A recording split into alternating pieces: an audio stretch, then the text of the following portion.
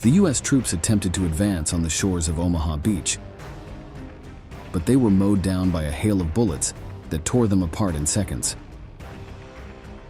It was the power of an MG-42 machine gun that filled dozens of young men participating in the Normandy landings with lead. On the other side of the dunes was Heinrich Severloh, also known as the Beast of Omaha, the German responsible for the death of over 1,000 Allied soldiers. It is no exaggeration or hyperbole to say he was one of the most lethal men of World War II. His hands were stained with rivers of blood, and today we will explore his story in detail. This is how this German gunner became the executioner of 1,000 Americans.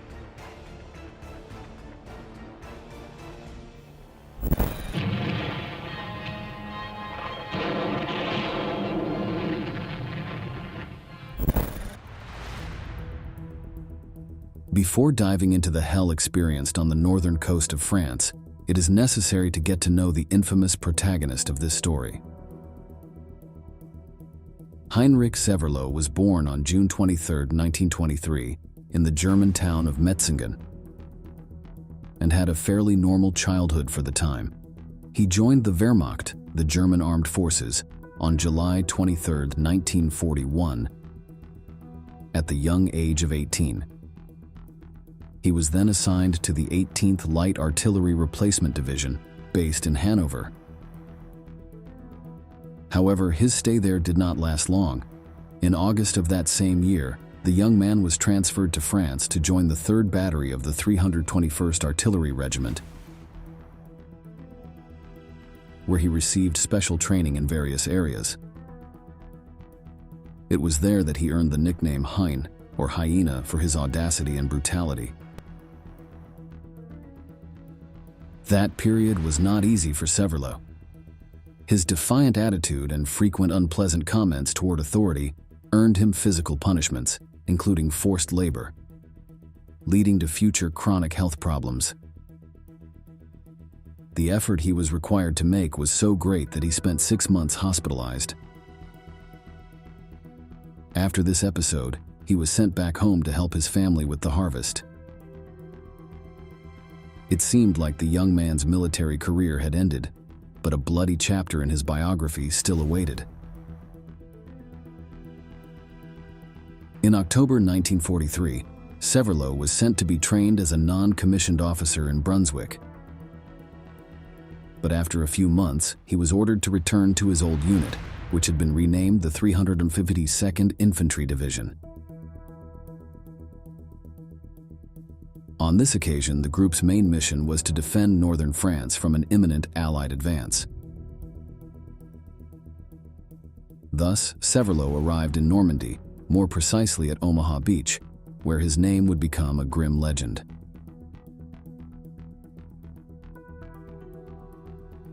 By mid-1944, the Allied front was preparing the masterstroke to be executed on the northern French coast.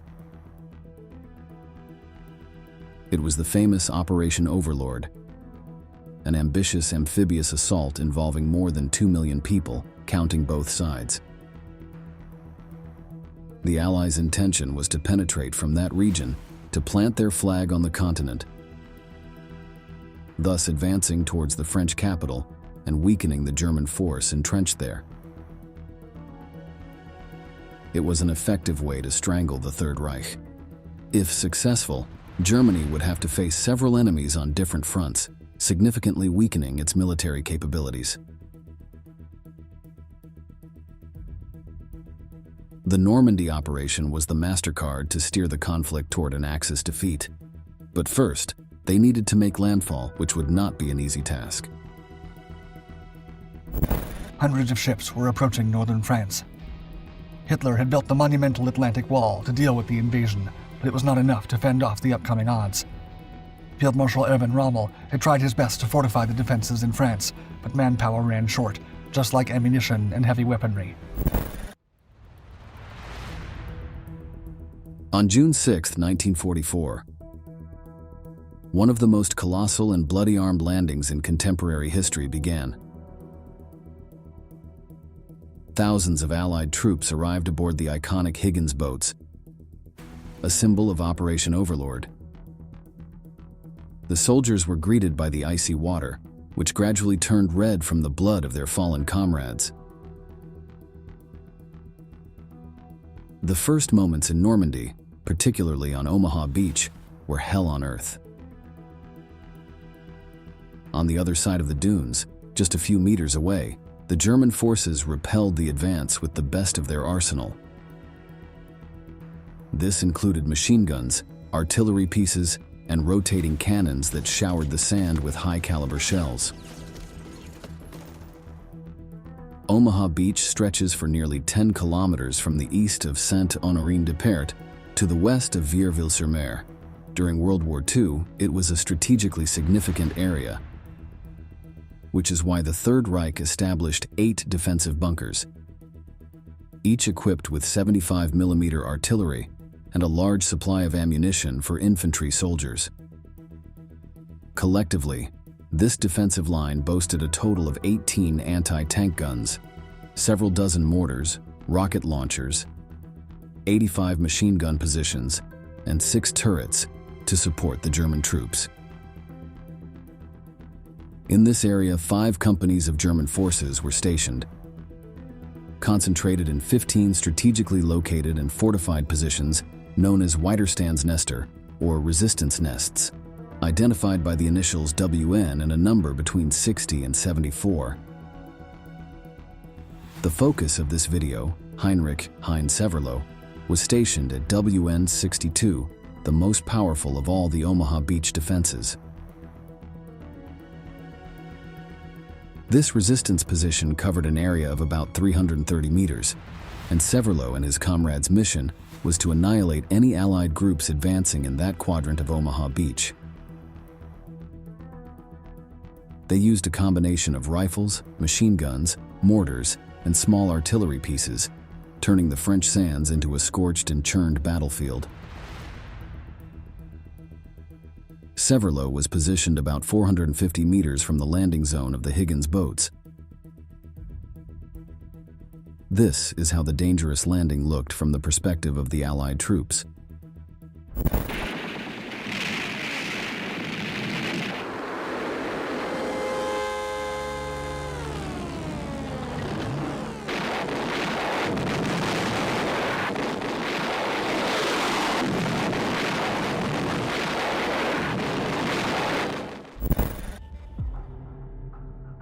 The MG-42 operated by Severloh was capable of firing 1,200 rounds per minute and was positioned 7 meters from the observation post of his lieutenant, Bernhard Furking. In addition to repelling the invasion, the young gunner was tasked with protecting his superior and allowing him to carry out his crucial role of coordinating fire on targets identified with a telescope. From this position, the Omaha Beast took on the task of annihilating hundreds of soldiers, trying to find refuge in the rocks, in the stranded boats, or even behind the bodies of their comrades. This incredible amphibious assault was made possible because, moments before, bombers from the 8th Air Force of the United States approached the coast to destroy the German defenses. This was the spearhead of Operation Overlord. Soon, the bombers of the U.S. Army 8th Air Force appeared overhead, unleashing their devastating arsenal of bombs to destroy the German artillery, machine gun fortifications, and beach defenses. Hein and the rest of the defenders immediately dove for cover. The hellish sound of the bombs echoed across the perimeter. The Germans were lucky. Due to the poor visibility that day, the aircraft miscalculated and dropped their bombs far from the WN-62. Then, Allied warships opened fire with their massive 356mm guns. The size of the invading fleet and the volume of ammunition fired made it clear to Heinrich Severloh that he would have to fight very hard for his life that day, meaning he needed to eliminate as many enemies as possible.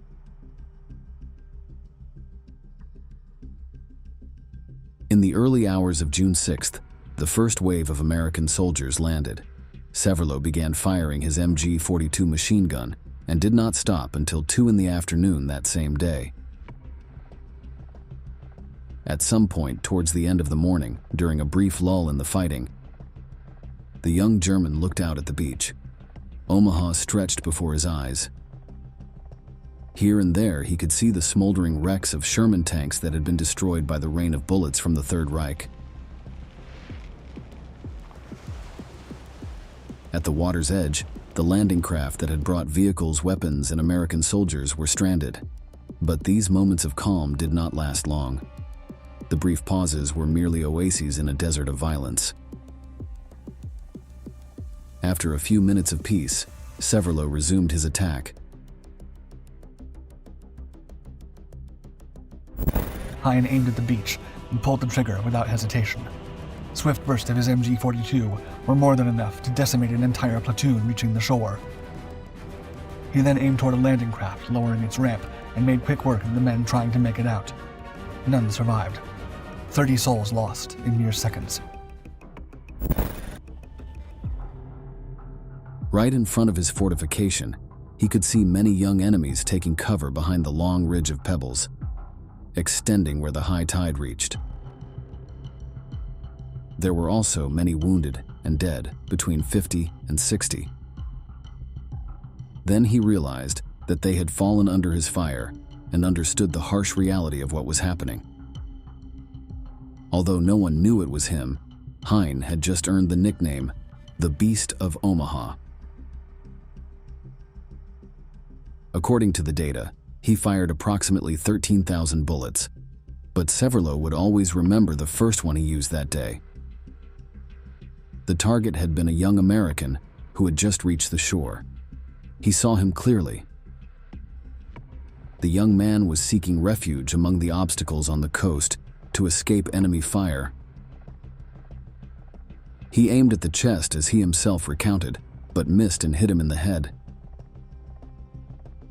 He saw the helmet fly into the air, and the young man, of an age similar to his own, fell dead. In total, Severloh spent 9 hours firing from his fortress, watching as his enemies fell one after another. During the afternoon, the German continued to fire his MG-42 machine gun mounted on a tripod. His reason was as simple as it was important: to stay alive. Being captured by the Allies was practically a death sentence. The hatred between both sides was brutal, and no one wanted to end their days in a filthy military dungeon. So his only hope was to keep pulling the trigger, eliminating every silhouette that appeared on the horizon. Over the years, the German gave interviews in which he detailed his combat experience. At first, the bodies were 500 meters away, then 400, later 150. There was blood everywhere, screams, dead and dying. The waves carried more bodies to the shore. By the end of the afternoon, I realized that I was the only one still firing. I could see the tanks maneuvering on the beach and knew that I couldn't hold them off alone. After 6 relentless hours of gunfire, and with his comrades beginning to withdraw and regroup, Private Severloh emerged as the sole survivor in his fortified position, single-handedly holding off the enemy. In the face of overwhelming odds and dwindling ammunition, having expended nearly 13,000 rounds, Severloh confronted a chilling realization. In the grim aftermath of the day's events, he had become the Beast of Omaha.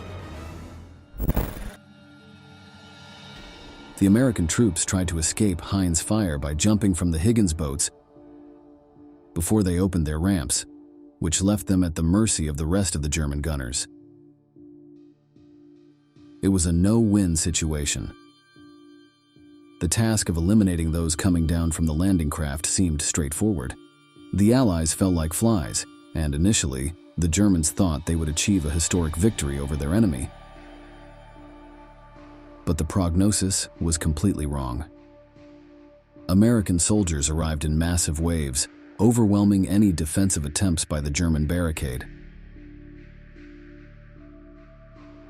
Once the first teams from Uncle Sam managed to penetrate and get to safety, they were able to respond to the attacks coming from the defensive nests.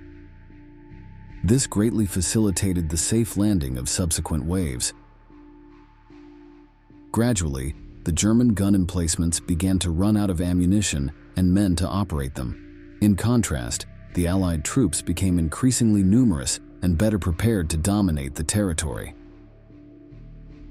Inside the WN-62 stronghold, only 3 people remained: Lieutenant Firking, Heinrich Severloh, and another low-ranking soldier who helped them load the weapons. Defeat was imminent. There were no longer enough troops to contain the Allied advance on the shores. The situation reached a point where it became unsustainable, and the commanding officer ordered a retreat, with no room for objections. Thus, the 3 of them made a run for the open field. However, this attempt did not last long. Both the lieutenant and the soldier who was carrying arms were gunned down by American troops. The Beast of Omaha, on the other hand, was taken prisoner, fulfilling his greatest fear. The Allies had triumphed and advanced victoriously across Omaha Beach.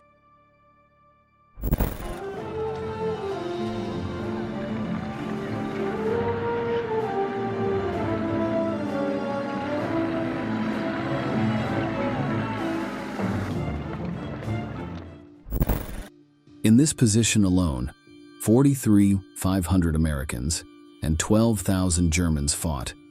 The casualty figures still chill the blood to this day. There were 3,000 Allied deaths and 1,200 on the Nazi side. It was the toughest stretch of Operation Overlord and gave rise to the most harrowing accounts. There was one unit that lost up to 90% of its men in the first wave, and Heinrich Severloh was responsible for much of that massacre. Although his captors did not kill him, the gunner spent a long time living in terrible conditions in the infantry cells of the Third Reich. After the war, Heinrich Severloh was sent to the United States to work in the fields, collecting cotton and potatoes in various states. Later, in 1946, he was transferred to England to work on road construction. The legendary soldier who had taken the lives of thousands on Omaha Beach had become cheap labor for the victorious side. You might wonder how such a significant figure from one of the central battles remained anonymous for so long. The truth is, as the saying goes, a closed mouth gathers no feet. In captivity, Heinrich Severloh never spoke about what happened that fateful day.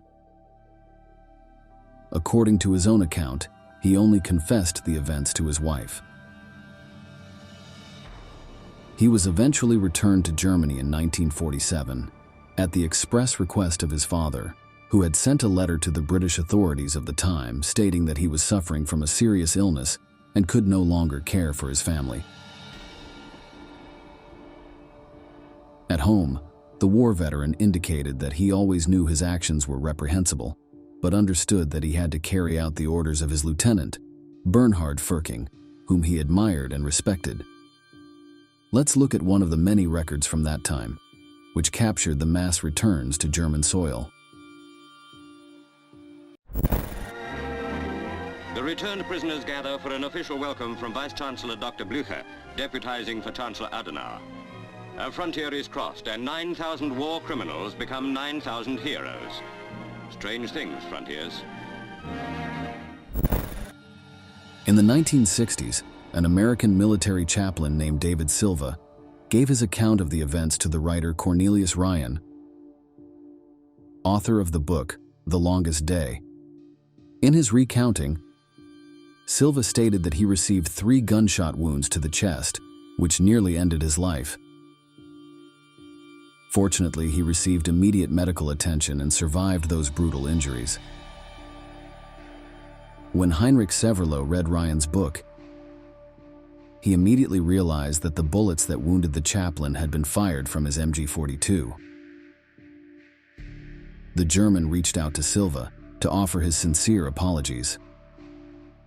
Since then, they met on numerous occasions, even at commemorative events held on Omaha Beach, where years earlier during a bloody day, the two men had been mortal enemies. Beyond his contact with Silva, Severloh kept his actions secret until the advanced age of 80. It was during an interview with the French television channel INA that the interviewer asked him, without much euphemism, if he was the so-called Beast of Omaha. Here is how the legendary German soldier responded. "We were 30 men, each with a single thought. Would we get out of there alive?"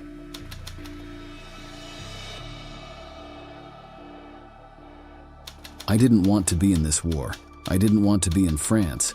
I didn't want to shoot a machine gun at young men of my age. But there we were, having to serve in a war that had already been lost and obeying the orders of my lieutenant. Unlike other German figures from World War II, Severloh was merely a pawn in a much larger chess game. From his position, he was responsible for the deaths of thousands of soldiers, but all this occurred in the context of one of the bloodiest and most ruthless battles in modern history. Regarding the lives lost on that day in 1944, the famous gunner remembered, "There was no glory on the beaches that day, only a lot of blood, screams, and good guys dying. I felt neither panic nor hatred. One did what one had to do and knew that they, as sure as hell exists, would do the same to you if they had the chance."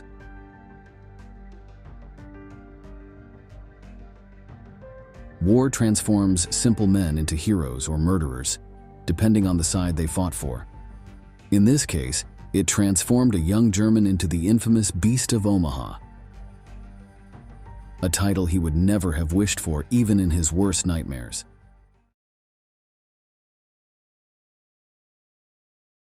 During World War II, snipers played a key role on many battlefields. Hidden amongst the rubble of bombed-out cities and armed with powerful weapons, they could often hold up the advances of entire units. The role of the sniper has always captivated the public's imagination. The precision of their shots, along with the patience and composure required to hunt their target, elevate these figures to legendary status, admired by both their allies and their enemies. The Eastern Front of World War II, which saw horrific battles between the Soviets and the Germans, had a particular aspect in this regard.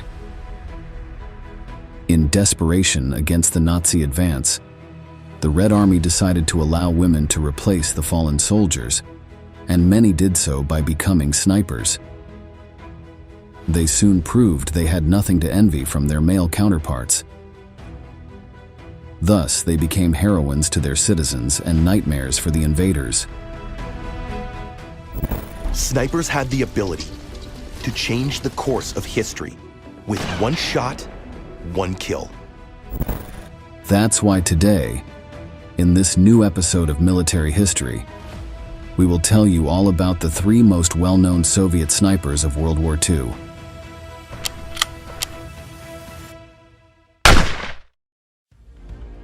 Before this conflict broke out, the personnel of the Red Army of the Soviet Union were no different from those of other countries of the time. Men were the only ones tasked with fighting on the front lines.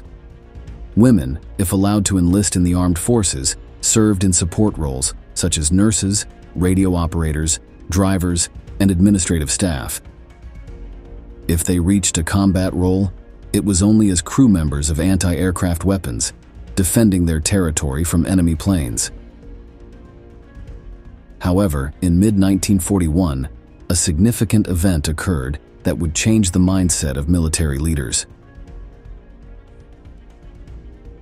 On June 22nd, Germany launched a massive invasion of the Soviet Union. This mobilization caught Joseph Stalin off guard, as he had ignored reports from his spies that something was being plotted at the border between the two countries. The Nazis overwhelmed the disorganized Russian defenses, destroying their tanks and planes by the thousands, and killing countless soldiers and civilians. Within a few months, Hundreds of kilometers of Soviet territory were under their control, including major cities like Kiev and Minsk. Other key centers of the Union, such as Leningrad and Moscow, were in imminent danger of falling into their hands. The German offensive lost momentum by late 1941, as winter complicated the advance of their forces. Stalin and his top military leaders took advantage of this moment and considered certain measures to prevent their collapse. One of these measures was the redirection of industrial resources to support the war effort and the relocation of factories to the interior of the country to prevent them from falling into Nazi hands. To sabotage the invaders' actions, partisan groups consisting of civilians and some soldiers were formed to operate behind enemy lines, but something needed to be done to replace the horrifying number of casualties sustained in those months. At the beginning of the German attack, a large number of women sought to join the armed forces to defend the Union, but were turned away. Now, with a clearer understanding of the threat posed by the Nazis, this was reconsidered. As a result, they were trained in various military branches. For example, 3 air regiments were created consisting solely of female personnel. Thus, the Soviet Union became the first country to allow women to fly combat missions. One of the most well-known of these groups was the 588th Night Bomber Regiment, nicknamed the Night Witches by their enemies. И мы знали, что немцы называли нас ночными ведьмами, нам мы не возражали. Конечно, мы ночные ведьмы были. Да ясно. The night witches maneuver through a dangerous situation. The slow and flimsy PO2 lacks protective armor, so the women must strike silently, using stealth tactics and the element of surprise. When they were close to their aim point, they would switch off their engines and glide in silently to drop the bomb. Women also took on other roles where they gained fame and prestige, such as tank crews and infantry divisions. Among these, the most celebrated combatants of the Red Army emerged from infantry divisions. In addition to those who fought on the front lines, a highly sought-after position was that of sniper. Partly this was because, generally, their smaller bodies made them harder for the enemy to detect. This size advantage also meant they required less food during the hours or even days they had to remain in the same position, waiting for their prey. One of the most famous of these skilled combatants was Nina Lobkovskaya. Born in 1924 in what is now Kazakhstan, she was 17 years old when, in 1942, her father was called to join the Red Army. Soon after, she received the terrible news that he had been killed in action. Eager to avenge him and defend her country, she enlisted as a sniper later that year. By then, the German advance had significantly slowed, mainly due to the Battle of Stalingrad. The Soviets could afford to train their new recruits before sending them to the front lines. Nina underwent a rigorous course where she trained for her role, learning to dig and move between trenches, camouflage herself with her surroundings, and shoot moving targets. By mid-1943, she had successfully graduated and was sent to the conflict. She initially fought on the Kalinin front, where the Russians had been facing off against the Nazis since the beginning of Operation Barbarossa, who aimed to reach Moscow. It was here that she killed her first enemy. Later, she was tasked with training other snipers, and after fulfilling this mission, she was transferred to divisions fighting near the Baltic states. It was on this front where, according to her own account, she faced her worst battles. Although by this point the Germans were being slowly driven out of Soviet territory, they still maintained a significant presence in the north. The fighting against the invaders there was bloody and exhausting, with waves of enemies that seemed endless. On one occasion, Lobkovskaya had to set aside her sniper rifle and pick up a flamethrower to halt a Nazi attack. Despite the large number of casualties, the Soviet line held firm, and they managed to repel the Germans. By 1944, Nina was already a platoon commander. Despite sustaining several injuries during the fighting, she was part of the armies that drove the Germans out of the Baltic region, Belarus, and Poland. She was even present at the impressive liberation of Warsaw in December of that year, after which she and her comrades traveled 400 kilometers in 2 weeks, chasing the Germans. Naturally, it's too soon to receive Russian newsreels of the new offensive. Moreover, when the Red Army broke through in the south, it moved at such a pace that progress must be reported hourly to be up to date. The advance towards Silesia at an early stage covered about 100 miles in 3 days. Then came the news of the outflanking breakthrough north and south of the Polish capital and its liberation. In 1945, the last year of the war, she held the rank of lieutenant and was the leader of a sniper company that saw combat near the German-Polish border. The only reason Nina did not make it to Berlin was because her division was ordered to be withdrawn from the front, and they were instead given support roles. After the war, she turned to history, graduating from Moscow University. Her life from this time on is shrouded in mystery. No one knows the date of her death, for example. Also, as she was not a figure raised by propaganda like other cases we will see later, the exact number of confirmed casualties is also unknown. However, the high number of personal medals received leaves no doubt that she was a top-level fighter. She was awarded the Medal for Combat Service, the Medal of Valor, the Order of Glory, 3rd Class, the Order of the Patriotic War, 2nd Class and 2 first-class orders, and the Order of the Red Banner.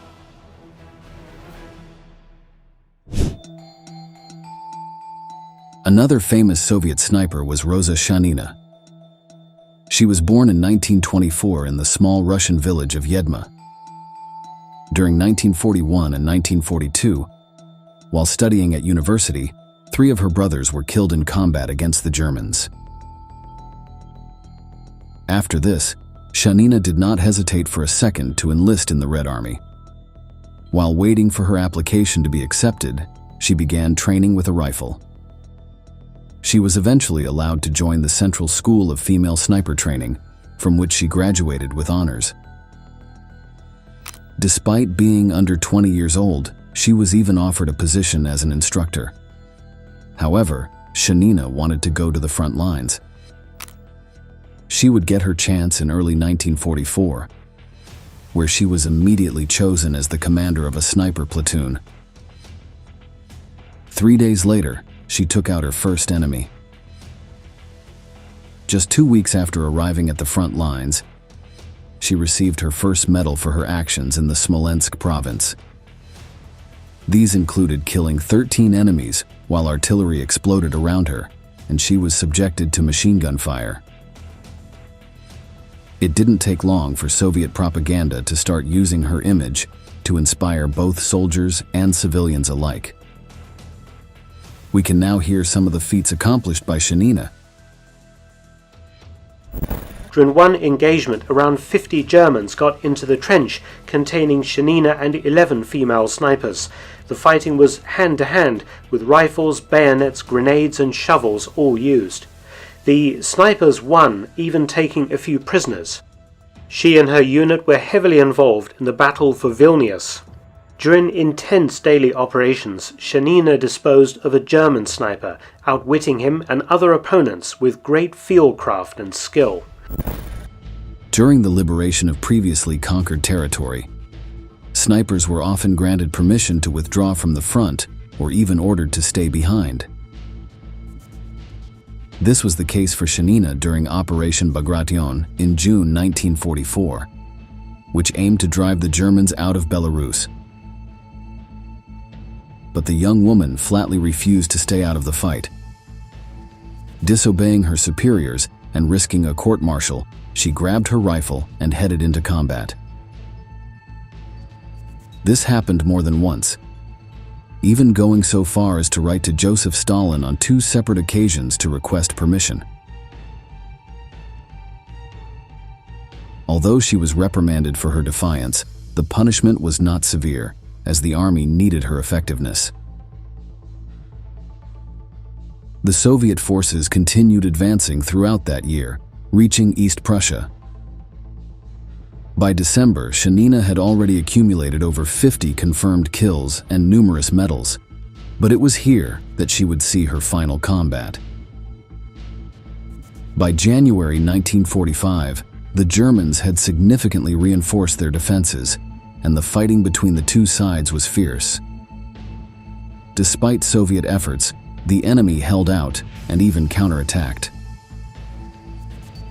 By the end of the month, of the 78 soldiers in Shanina's platoon, 72 had been killed. She herself wrote in her personal diary that she felt her end was near. On January 27th, a brutal artillery assault struck the sniper's position. According to witnesses, one of her comrades had been injured, and while the young woman was protecting his body, a shell fragment hit her chest. She was quickly rushed to a hospital, but despite the medical staff's efforts to save her, she succumbed the following day. Posthumously, Shanina was honored as a heroine, with streets and museums named after her. Although she was always lauded by the press, she remained constantly humble. In her diary, she wrote, "What have I really done? No more than what I should as a Soviet, having risen to defend the homeland." At the time of her death, Roza Shanina was a senior sergeant and had been awarded 2 Orders of Glory and a Medal for Valor. She is credited with 59 kills. The last case we'll discuss in this video, and perhaps the most well-known, is that of Lyudmila Pavlichenko. Born in 1926 in Ukraine, she had already begun practicing marksmanship in her teens. As a university student, she had also taken sniper courses. However, Lyudmila's intention was not to join the armed forces. She wanted to be a history teacher. At 25, just before finishing her degree, the German invasion began. She did not hesitate and immediately went to the Soviet recruitment offices. The recruiters refused to accept her, and when she persisted, they offered her a position as a nurse. But when she showed all her marksmanship training, they agreed to take her on as a sniper. However, she had to wait for her opportunity to showcase her skills. Due to a shortage of equipment, she was assigned to dig trenches in the Ukrainian province of Odessa, with only a hand grenade as her weapon. Her luck changed in August 1941, when an injured comrade gave her his Mosin Nagant rifle. There, her legend began, as she killed 2 German officers in one day at a distance of 400 meters. Odessa was besieged primarily by Romanian forces, one of the Nazi allies, although elements of the German army also assisted them. The confrontation lasted nearly 2.5 months. During this time, Lyudmila was constantly engaged in battles against the enemy. Due to her skill and composure in carrying out her mission, she was quickly promoted to sergeant. Despite her efforts, those of her comrades, and those of the civilian population, by October, the Axis forces had the Soviets cornered. By the time they were forced to abandon the province, Lyudmila had 187 confirmed kills. But her legend did not end there. After the fall of Odessa, her division was transported to Sevastopol. This city was the only part of the Crimean Peninsula still not in Axis hands. After a bloody battle that did not achieve the desired results, the Germans and their allies once again resorted to a siege. This time it was much more prolonged, lasting 8 long and grueling months. But while Soviet defenses slowly fell and supplies dwindled, Lyudmila continued with her mission. More than 100 enemies were added to her extensive list of victims during this time. Thanks to her excellent performance, she was also put in charge of training new snipers who joined her in leading the Nazis to their deaths. During this period, she not only made a name for herself among her allies, but also with her enemies. German intelligence learned who she was. They even made radio broadcasts offering her money, rank, and favored treatment if she defected, as tens of thousands of Ukrainians already had. Lyudmila Pavlichenko was wounded 4 times by shrapnel and once by a machine gun bullet. But she never wavered, and after each wounding and recovery, she returned and continued doing her job.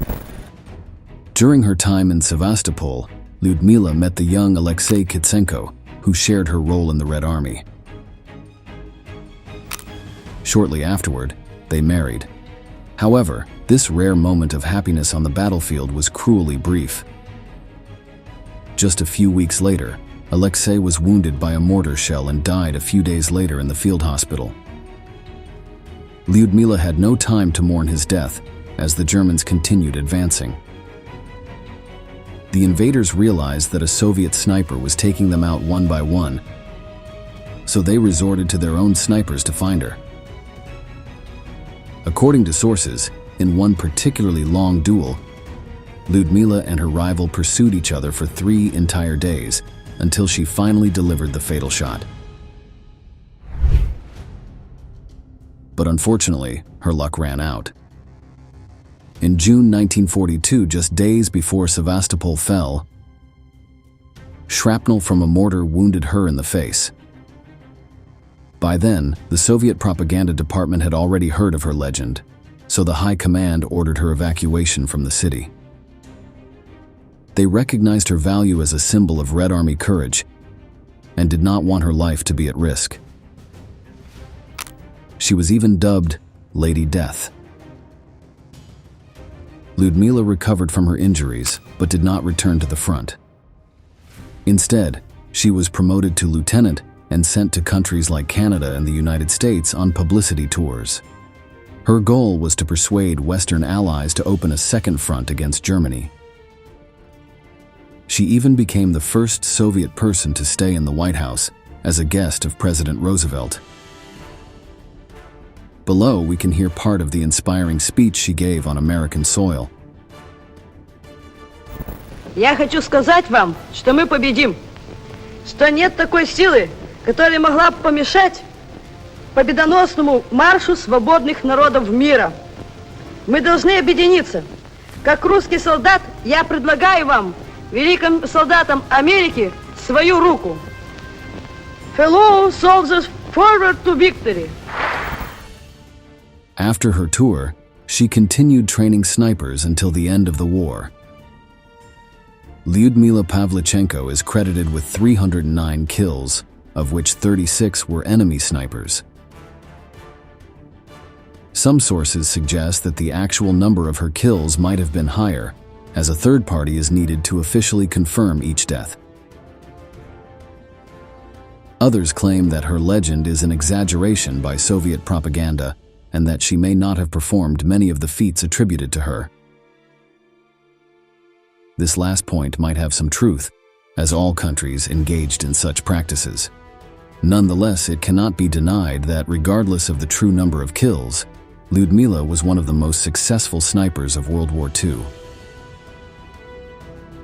In addition to numerous campaign medals, she was awarded 2 combat service medals, 2 Orders of Lenin, and the honorary title of Hero of the Soviet Union.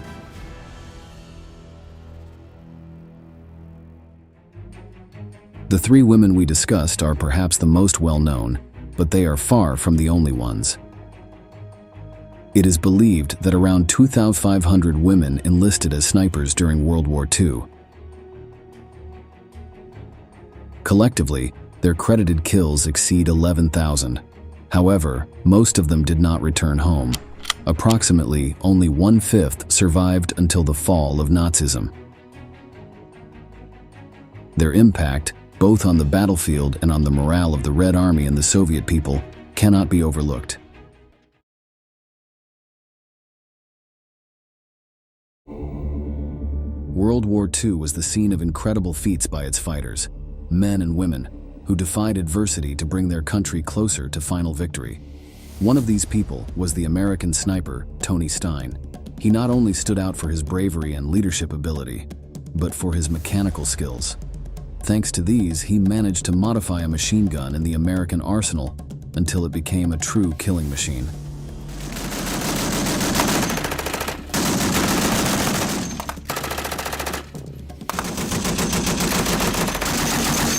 It was not long before he became the terror of his enemies, being able to wipe out dozens of them in one go. But he also inspired the men who fought alongside him and ended up leading them to victory, even though the cost was very high. Today, in this new episode of Military History, we will tell you all about the Marine Tony Stein.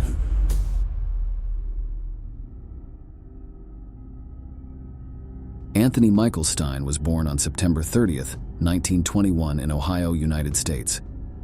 Due to the economic difficulties his family went through, he had to leave school and look for work to help bring money home. From a young age, Tony was fascinated with engineering and the way machines worked. These interests led him to join a machine shop, where he learned how to make tools, something that, although he didn't know it yet, would be extremely useful to him in the following years. He also worked as a tree cutter and in other construction roles. This, added to his love of boxing, where he won regional awards, led him to develop an imposing physique.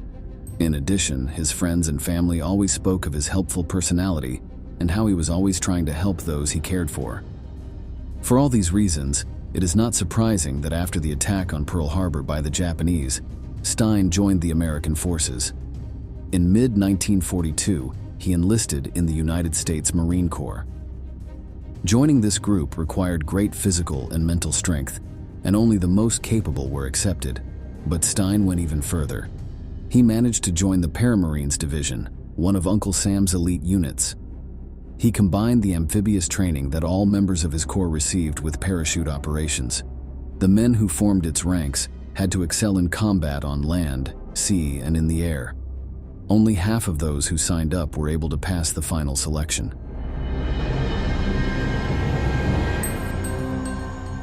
It was not long before Stein was able to put into practice what he had learned during his training. By 1943, the Empire of Japan controlled practically the entire Pacific. From the hundreds of islands spread across the ocean to most of the countries in mainland Southeast Asia, miles and miles of territory were under its power. But while its conquests had occurred at a speed that surprised the Allies, by then the Japanese were already showing signs of exhaustion. They had not managed to achieve all their military goals, such as the defeat of China or the capture of air bases with which to threaten Australia, and their resources and men were beginning to run low. One of the main reasons that led them to find themselves in this state was the naval battle of Midway in 1942, where a large part of the Japanese ships were destroyed. Although they were still masters and lords of the Pacific, the advantage now belonged to the Allies. This is why the United States launched its great counterattack.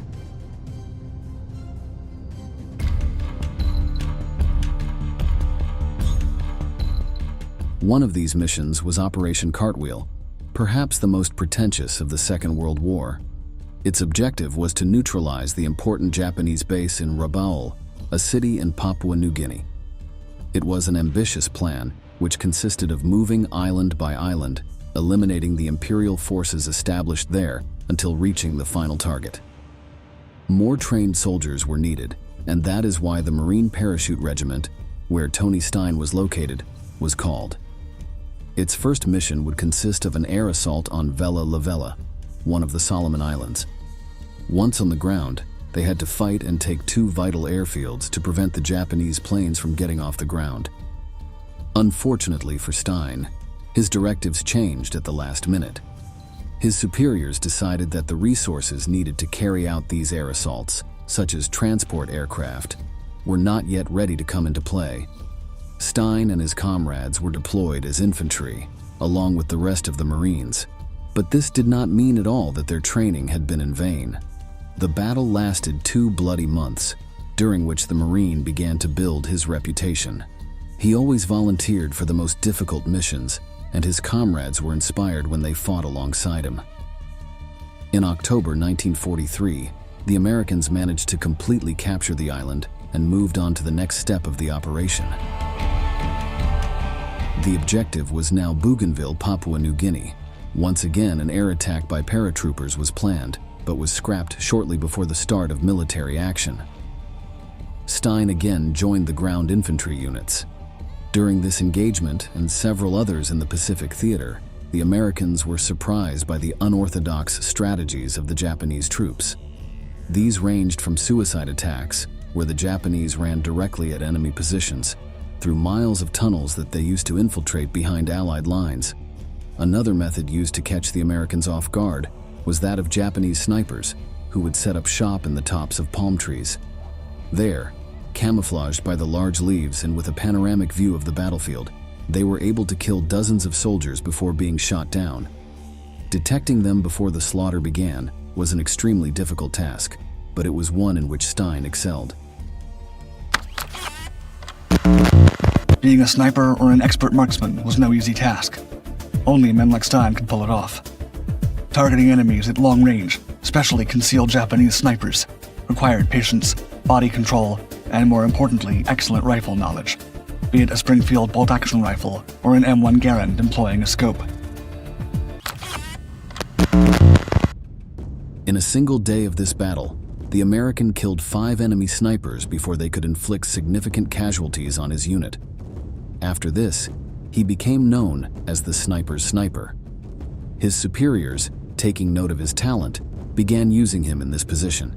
His tasks were to defend his comrades from a covered position, seeking out and eliminating hidden Japanese. He performed his job perfectly. His excellence in combat continued throughout the Bougainville campaign, which ended its first phase with an American victory in late 1943. For 4 weeks the battle raged, back and forth, up and down, attack, counterattack, retreat, advance, advance, until we killed more than 8,000 Japs. Our troops buried 5,370 of them.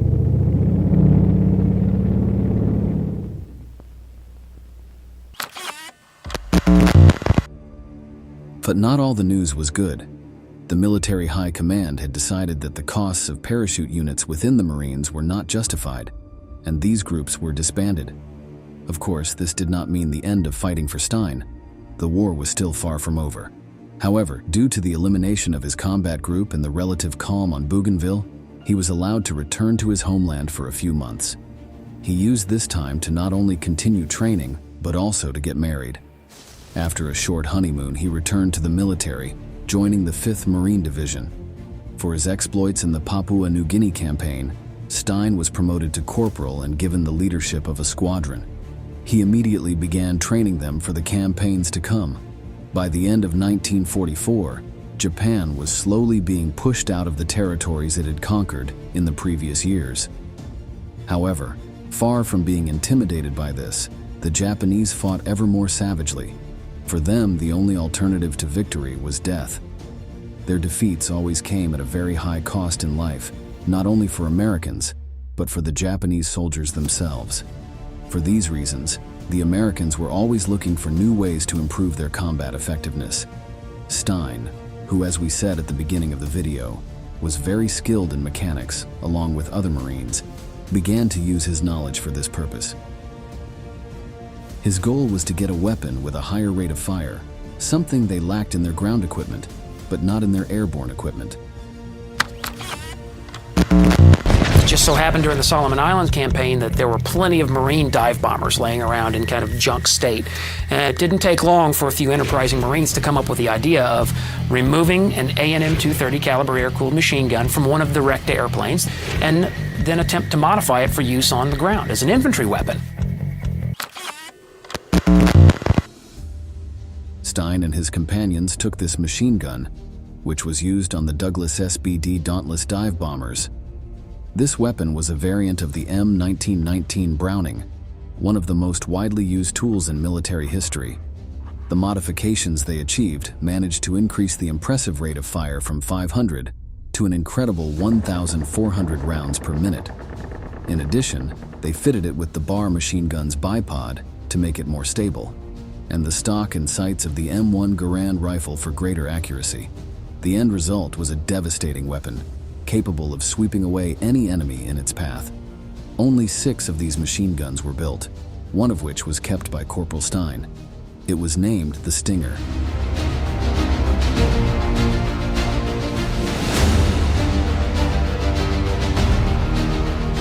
He managed to finish his invention just in time because the Americans would need every advantage possible for the upcoming battle.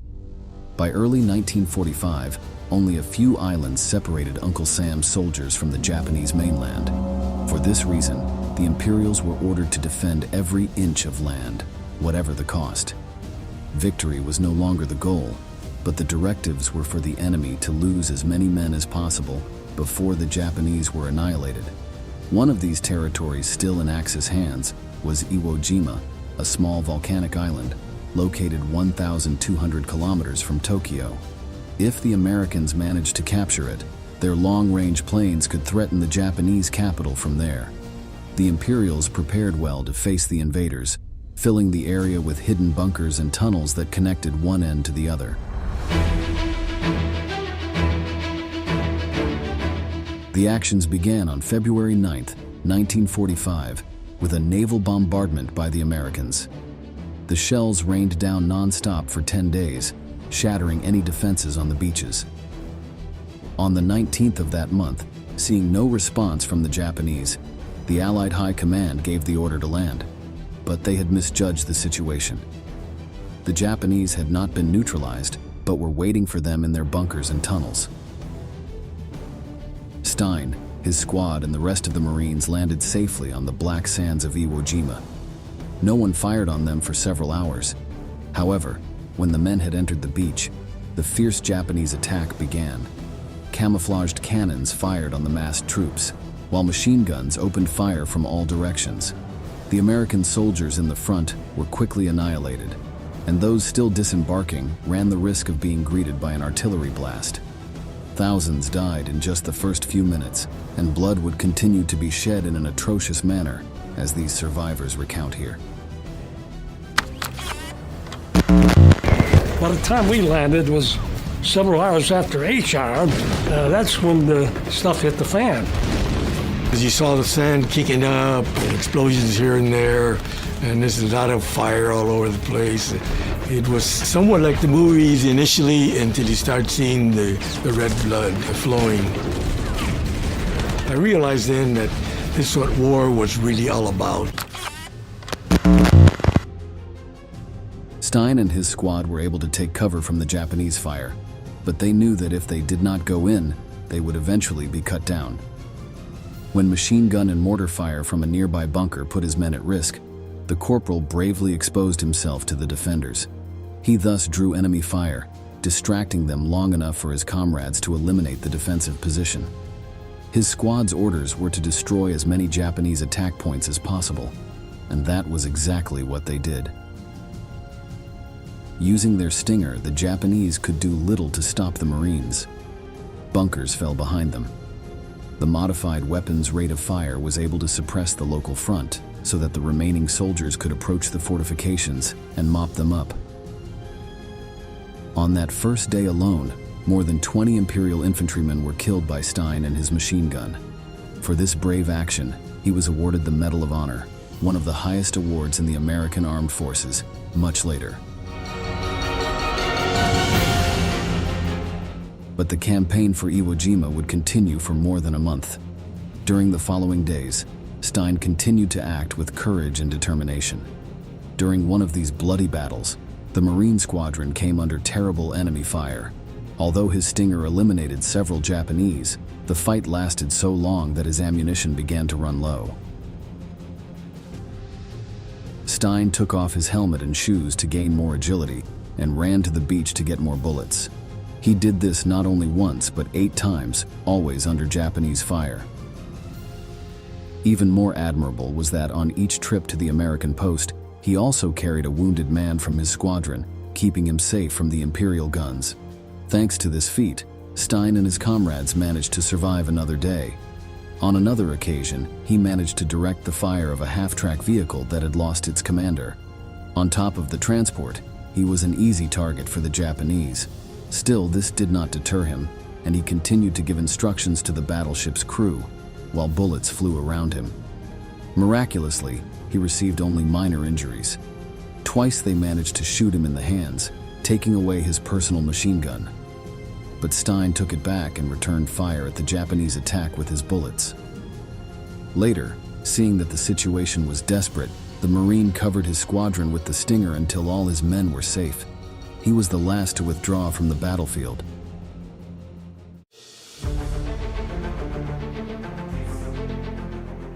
On February 23rd, the Americans were ordered to capture Mount Suribachi, where the island's volcano is located.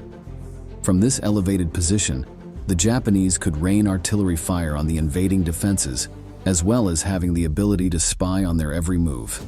During the battle that ensued when the Americans came into contact with the Japanese, Tony Stein was wounded, although not seriously. He was taken to a hospital ship, but his men fought on. The fighting culminated in an Allied victory and one of the most recognizable images of all of World War II.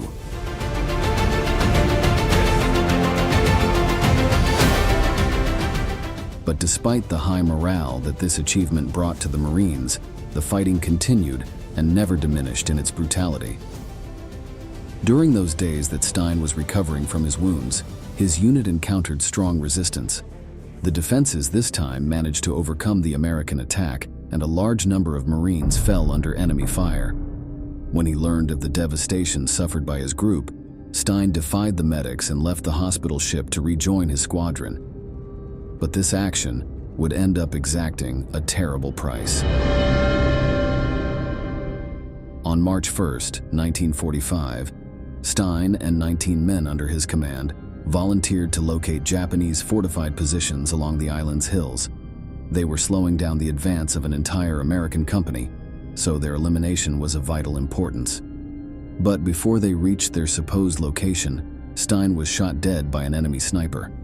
Although he was evacuated and attempts were made to stabilize him, nothing could be done.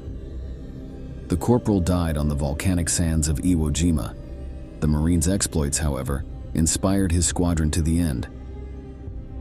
They were present when, on March 26, 1945, after a massive and unsuccessful suicide attack by the few remaining defenders, the island was declared secured. Although fighting with guerrilla groups continued for months, the battle for Iwo Jima was over. It was one of the bloodiest battles in the Pacific theater, with American casualties exceeding those of the Japanese. But despite the cost in men, it was one of the most important victories of the entire war.